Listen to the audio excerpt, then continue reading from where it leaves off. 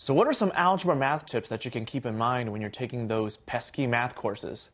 Hi, I'm Jimmy. I've been teaching college mathematics for about 9 years now, and I'm here to offer you a few tips as to what you can keep in mind when you're in those courses, taking tests, doing homework, etc.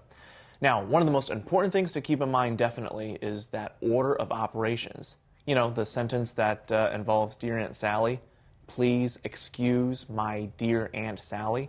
Remember what those words actually mean, though. Parentheses, exponents, multiply, divide, add, and subtract. Remember, that order of operations will always be there for every math exercise that you do, and remember, your dear Aunt Sally is always going to be watching you. Now, something else to keep in mind is remember those rules on signs. Now, positive and a positive, make a positive. Negative times a negative is going to give you a positive as well. Remember, like signs will give you positive. But when you have a positive and a negative, those unlike signs, those two signs next to each other will always give you a negative symbol. So definitely keep in mind those rules of signs.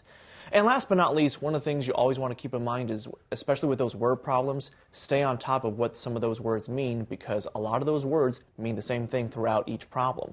So for example, if you see a phrase that says the sum of two numbers, sum means addition. Remember that word difference, the difference of two numbers? That means subtraction.